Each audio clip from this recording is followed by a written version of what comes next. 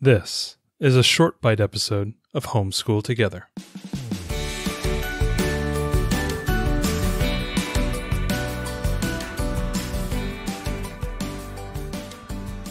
Hello and welcome to Homeschool Together Short Bite Edition. Thank you so much for joining us. Today we're going to be reviewing as a short bite because we weren't going to do it as one of our long Monday episodes. We'll do it as our Thursday episode because we've covered this curriculum multiple times in the past. So we just wanted to give a little bit of an update, but we have finished. We couldn't not talk about it though. We finished one. We finished. We finished something. You know, a lot of us out there, it's kind of funny.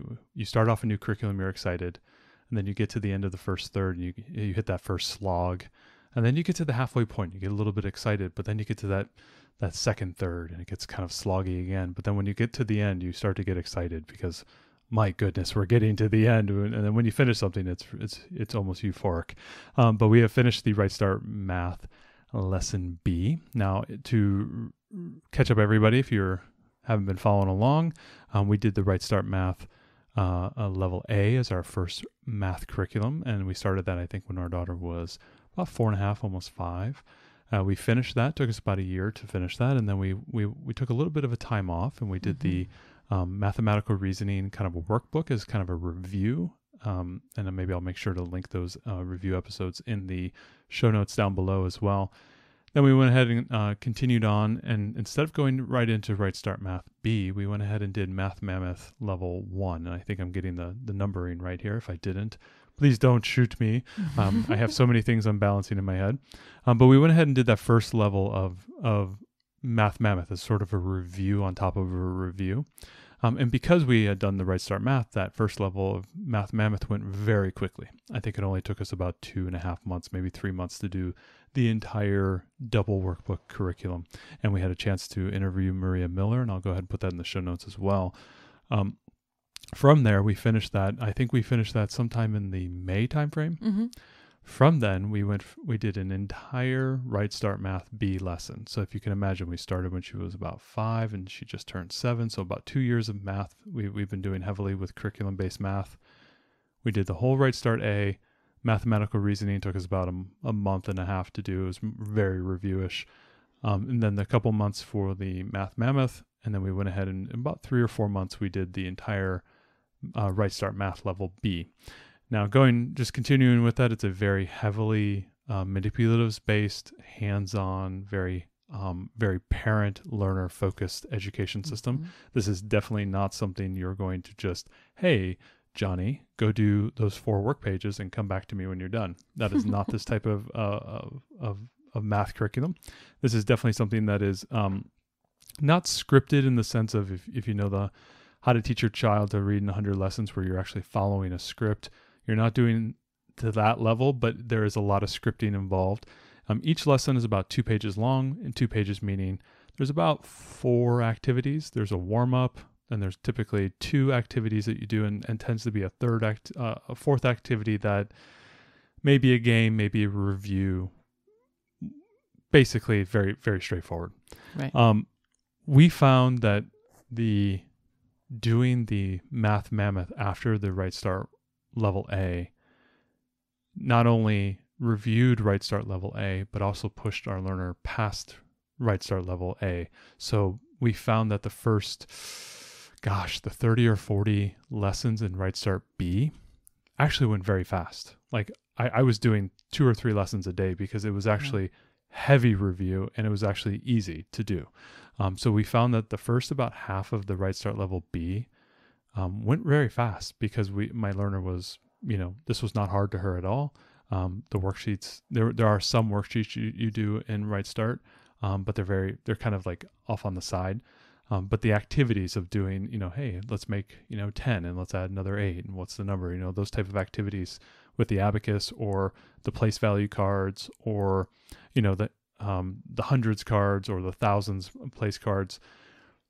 When we're doing those activities, it was very easy for her. It was very straightforward and very simple. Because of that, we realized that about halfway through this curriculum, we have made the decision to then go right from RightStart Level B to go right into C, and then we are going to do the Math Mammoth as a review. Because we want RightStart to take that like primary position because it teaches the concepts the conceptual. Yeah, the conceptual so learning, well. It does. And it attacks it from so many different avenues that by the time you get done with your, RightStart Math curriculum, your learner has hit essentially, I would say 12 or 15 base concepts 20 different times, right? In 20 different ways. Different ways. In so many different ways, in so many different angles that they just start to intuit what you're asking them to do. One thing that they haven't done as much as like Math Mammoth did was the reading problems. So contextual problems like, hey, Johnny went, had this many birds and then this one.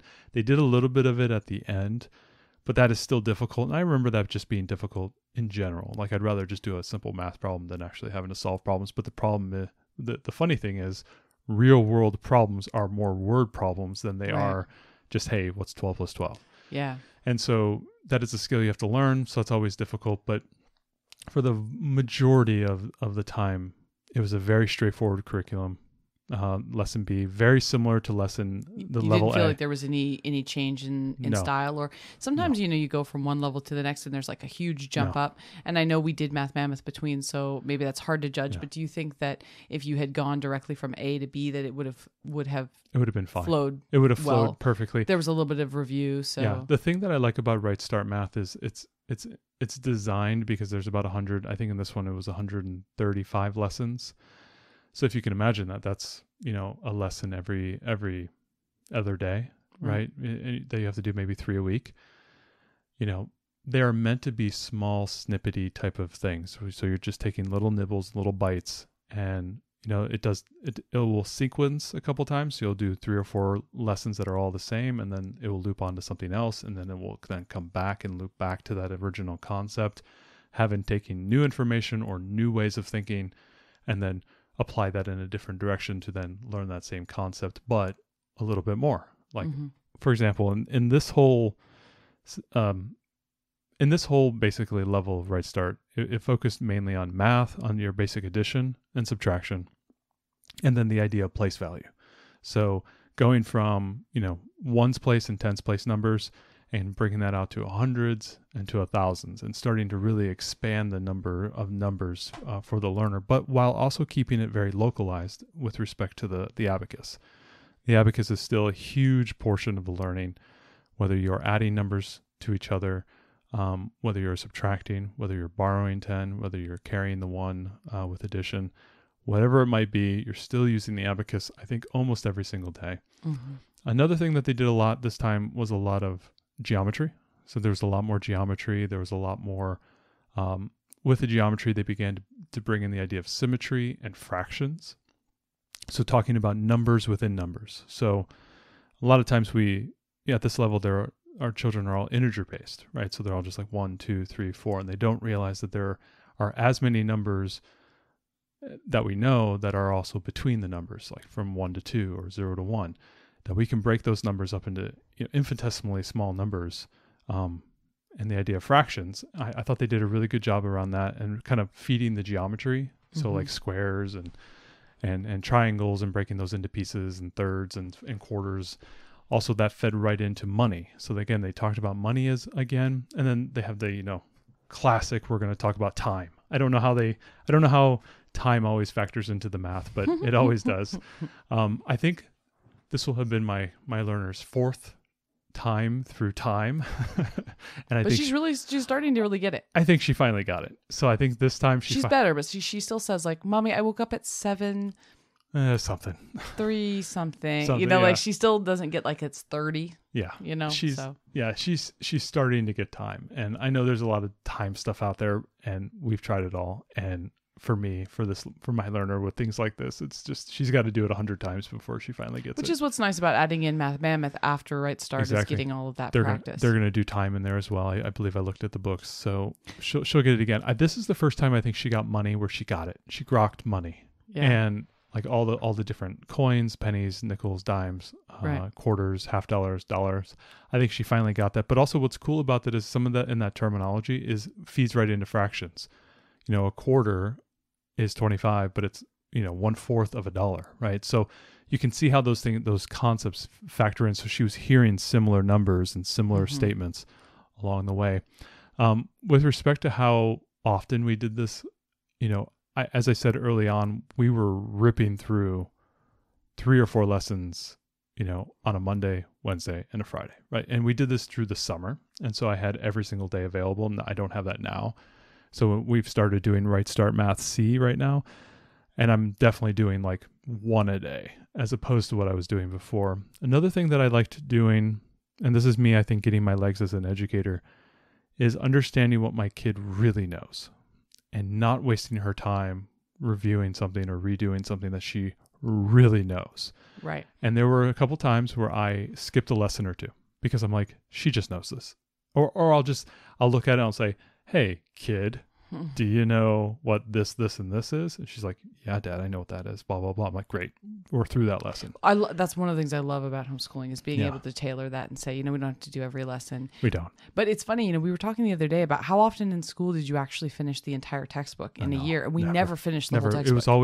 It was always some subset of the textbook. Yeah, you always skipped around. So it's nice here that we're completely finishing the entire thing, but we're making some strategic choices based on what she actually already knows. We can do a quick assessment and go, yep, that. For example, on the RightStart C, I just skipped the first, 6 lessons. And then in the course of like 1 day, I did like 3 or 4 lessons in the math. And because they all kind of blended together. And so I taught it as one bulk concept. And she already knew that concept. So we treated it as a review. So like, we just started this week and I'm already up to lesson 15. That's because I know there was a lot of catch-up review stuff. So I think RightStart's expecting you to finish a thing and maybe not necessarily go straight into the next one. Right. I bet you they plan on you, taking 3 months off like in the summer or something of that nature. So they do a couple review lessons. And at least in this level C, they did like the first 7 or 8 were like, they even titled it review. Yeah, because you've just started C. Yeah, because I'm like, okay, well, I just finished B and I'm starting C. And, spoilers right now, it's sometime in the, early, November timeframe. We obviously just, as we finish a curriculum, we then move on to the next one. So we don't wait or we don't, stall or create some artificial thing. I think I gave her a couple days off on math, but other than that, we kept moving. We just kept moving. I guess the overall thing that I want to ask is, originally, the reason that we chose this was that I had read from many parents who didn't start RightStart right away. They ended up coming to it later, that they wished that they had used it because they felt that it gave such a solid foundation for math that their kids would be ready to springboard into any other program when they got older because this was the most solid foundation. Yeah. Do you still believe that after coming through two levels? Just watching her, because RightStart was my first math curriculum with her, and it was a little slow at first. But then all of a sudden, towards the end of that first level A, we just roared to the end. Like she finally started getting it. And that was like a springboard right into Math Mammoth. And then Math Mammoth was so wonderful because I don't know if she could have started there without RightStart. And then because Math Mammoth is more of a workbook based. Well, it's supposed to start at grade 1, but even having done a kindergarten level math workbook, I don't know, maybe she still could have started there. Absolutely. But going right into Math Mammoth, she was able to do that so easily because I think of all the conceptual knowledge and all the work that had been done on the RightStart Math and how it was so totalizing in its attacking of these concepts so that there were no odd ways of approaching these math problems. Like there's so many ways you can ask somebody to add something together, or there's so many ways to add different things together in different combinations, because there's a lot of different numbers, and seeing 32 is more comfortable than seeing 78. Yeah. Right. Just visually, right? Because it's 7s and 8s and I'm adding and I might have to round something and I may have to carry the 1 or go to another number like 80 or 90, that's kind of scary, right? When I work with smaller numbers, it's more comfortable. So like just the act of adding numbers that are different and doing those math problems in different ways, whether it's, they do a lot of, just attacking the math and the subtraction using the terms in RightStart Math that can be confusing to the learner, but because you're doing it so many times and you're doing it so often that they start to get this idea of going, okay, Daddy's asking me to do a difference problem, or this sounds like a This is an addition problem because he's asking me how many more do I need or whatever. Right. They're using different Phraseology. There's different phrases. phraseology. And so that when you get into the word problems, they're like, oh, this is a difference problem. It's just subtraction. That's great. It's great to be able to decode, because I think that is, like you say, that is the real world. In the real world, they're going to say, well, what's this plus this? Yeah, exactly. It's going to be, some weird thing. How many more, or whatever. There's different ways to express that. Exactly. So we're continuing into C, and we plan to continue long term. Just as another addition, there are 2 assessment sections within the RightStart Math. I believe it's one at the midpoint, and then there's a big one at the end. There was like 4 tests at the end. I don't remember how many were in the middle. It might have been 2, but at the end there's the 4. So I think they cover the original 2 assessments again at the end, and then because you did the second half of the curriculum, they added 2 more. So there were 4 tests at the end, and that was a really cool experience to kind of like, I called it test week for her. So like every single day we did a review, and then I had her, 5 minutes later take the test and actually sit down and take it as a test. And I would sit there and I would help her, read the question. She goes, "Oh, Daddy, I don't know." I'm like, "I'm sorry, sweetie. This is the test. I can't help you. You got to figure it out." Okay. So she would go into it and do it. And the sense, she did really well.